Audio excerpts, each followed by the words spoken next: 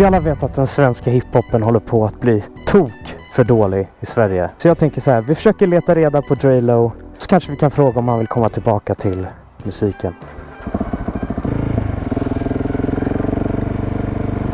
Och då kanske ni undrar hur man hittar Drelo. Jo, det undrar jag också, men jag tänkte så här. Det bästa stället att leta på måste ju ändå vara stället där han är ifrån. Där han är uppvuxen. Och Drelo är faktiskt uppväxt på exakt samma ställe som väldigt många andra kända personer. Som till exempel Mange Smith, Erik Lundin, Goitom, fotbollsspelaren. Och det är exakt dit vi är på väg idag. Och den här platsen som men verkar producera ganska många kändisar heter Husby. Och det är exakt dit vi är på väg idag. Idag ska vi prata om en av Sveriges mest omtalade rappare genom tiderna. Drelo, eller Salah Abdi Abdulle. Han föddes den 17 september 1994 i Stockholms län och växte upp i Husby. En förort där han fann både gemenskap och inspiration. Men Drelos resa är inte bara en framgångssaga inom musiken. Det är också en berättelse om en ung man som balanserade mellan det kreativa och de mörkare delarna av samhället.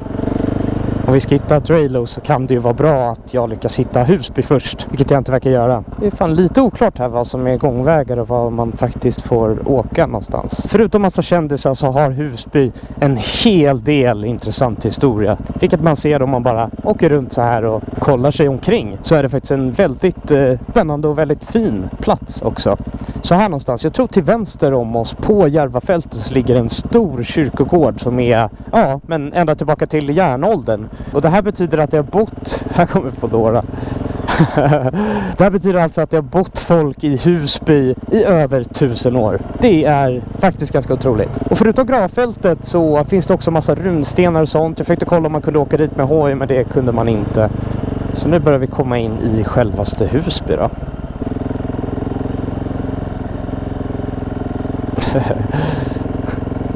Nöden har ingen lag. Så, hur fick Husby sitt namn Husby? Det man tror i alla fall är att det här har varit en av kungens alla gårdar. För väldigt länge sedan så hade kunden en massa gårdar som men egentligen tjänade pengar åt honom. Och de här gårdarna kallade man oftast för husabyar eller husaby. Och det är också därför man tror att Husby har fått namnet efter att det har varit en husaby. Och här borta ligger faktiskt lite bevis kvar från just den tiden, nämligen 1850-talet. Nämligen Husby gård som borde ligga här. Som idag är bara ett café. Tänker så här, vill jag inte hitta Drelo här kanske? Eller? Så egentligen på samma ställe som Goitom har växt upp, Drelo och Mange Smith, så har man också bott i över 1000 år. Och mitt i hela smeten så har man då de här gårdarna kvar då från 1850-talet. Vilket, det imponerar mig i alla fall. Mer än vad jag visste förut. Så vi tar oss lite djupare in i Husby då och ser om vi kan hitta Drelo. Drelo föddes i Österhaninge men var bosatt och spenderade sin barndom här i Husby, i västra Stockholm. Han började rappa redan runt 2011 tillsammans med sina barndomsvänner Blissy och Keja i gruppen Krabban. För Drelo var rappen ventil, ett sätt att uttrycka sin verklighet och vardag. Tillsammans släppte de musiken på YouTube, men för honom var det från en början bara en hobby. Inget han planerade att satsa fullt ut på. Anledningen till detta var nog eftersom musikindustrin såg väldigt annorlunda ut på den tiden. Det var väldigt få som kunde leva på sin musik och sin konst, framförallt inom hiphopen som på denna tid inte dominerade topplistorna som genren gör idag. Jag har ytterst lite erfarenhet av att vara i Husby, men jag hade faktiskt en följare som gav som förslag att jag skulle åka hit och ta en liten rundtur. Jag borde dock innan det här bett om lite förslag om bra matställen, för jag börjar bli hungrig på lite lunch. Jag har en känsla av att det finns riktigt schyssta matställen här i krokarna.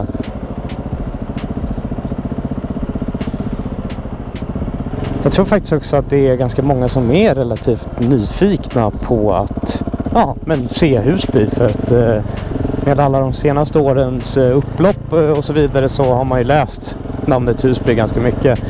Men man får ju sällan chansen att bara ta en liten turisttur i området om man inte själv är härifrån. Ja, här får man inte köra till och från Husbygården där vi var, men det gjorde vi ändå. Det finns också någon runsten där också som är helt bevarad som man kan kolla på, så det rekommenderar jag väl att göra om man åker dit. Men det hade dock varit fett kul att hitta Mange Smith också, men jag tror inte han bor kvar här. Det är lite kul när man kollar på Husbys Hall of Fame så ser man Mange Smith. Svenskaste rapparen någonsin. Och han är fan riktigt skön. När jag höll på med TikTok som mest fick jag ofta höra att jag lät som Mange Schmidt. Jag vet att man vill ta det som en komplimang, men ja, jag vet inte, jag gjorde inte det. Jag tog illa upp, faktiskt. Om man sett många musikvideos med Draylos musik vet man att de ofta utspelar sig i Husby. Och det är inte heller helt omöjligt att se krossar bakhjula i videoserna. Så låt oss testa hur det känns att bakhjula i Husby precis som i musikvideoserna. Ska vi dra en wheelie i Husby eller?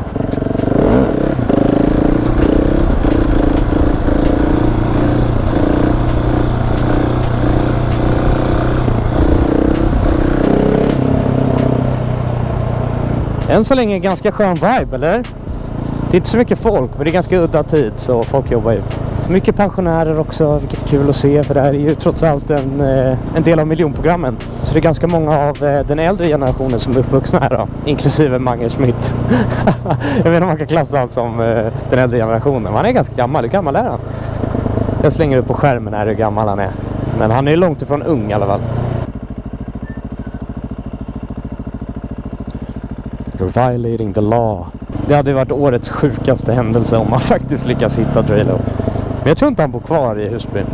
Eller så han gör nog fan det. Ingen aning. Jag kanske borde kolla det innan jag börjar leta efter han. Nej, och jag letar inte efter han. Jag vill inte få någon jävla, jag vet inte vad, orosanmälan. Så restraining order. Fått röra mig 200 meter från Draylo. 2018 tog karriären fart på riktigt med debutalbumet No Hasta Mañana, som snabbt fick en uppföljare året därpå. Det var dock med albumet Flawless som han slog igenom på allvar. Och då tog han hela Sverige med storm. Albumet låg på första plats på topplistorna i hela 8 veckor i rad. Och låten Pippi blev en enorm hit och spelades om och om igen. En riktig landsplåga som höll sig på listorna i över 100 veckor. Draylo fick smeknamnet Sveriges rapkung och blev den mest spelade artisten på Spotify i Sverige under 2020. Han skrev också musik för andra stora namn som Einar och OneCuz och vann pris på både Grammy-skalan och P3 Guldgalan. Det är en riktigt kall höstförmiddag. 10 grader ungefär. Som tur är de här Husqvarna-handskarna riktigt bra. Jag har ett par tjockare handskar, men de har blivit så här, de har vänt sig ut och in efter jag tvättar dem. Så jag får liksom inte in fingrarna genom det här lagret som är innanför dem. Jag har försökt ta typ en penna och sådär, men de har verkligen knögglat ihop sig. Jag vet inte. Har ni något tips på hur man kan fixa sådana handskar? Jag kommer ihåg den här videon jag gjorde när jag snackade om bostadspriser i Stockholm. Och åkte runt till olika liksom förorter. Och då tror jag att jag var i Rinkeby. Jag fick så jävla många kommentarer som var liksom såhär, du är mallig nu, men åk dit på natten. Man bara, alltså vad fan ska jag göra där på natten först och främst? Vad fan, alla ställen är ju läskiga på natten. Ja, jag vet inte. Folk hypade det lite för mycket. Ja, jävlar, här har man ju verkligen lite stuntställen liksom.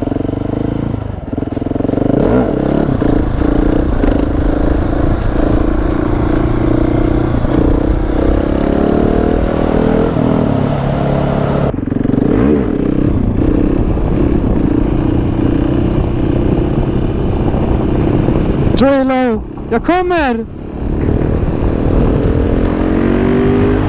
Draylos liv har dock inte bara präglats av musik och framgång. Han greps 2021, misstänkt för rån och dömdes senare till 1 års fängelse för att rånat en närbutik i Akalla. Han har även dömts för andra brott, bland annat grovt vapenbrott. Och enligt polisen hade han en ledande roll i ett kriminellt nätverk. Men det är sjukt hur mycket hype kan göra liksom för en artist. För jag kommer ihåg liksom för länge sedan, så det var inte direkt så att man... Alltså Draylo har alltid varit bra, men det känns inte som att man hade inte han som en liksom... Man gick inte in bara för att lyssna på Draylo av någon anledning, jag vet inte. Men det blev så också med artister som har extremt många features och sånt. Han gjorde inte så här jättemånga låtar bara själv som soloartist. Eller så gjorde han det, jag vet inte, jag minns inte. Man har hållit på extremt länge, han är gamla gamet.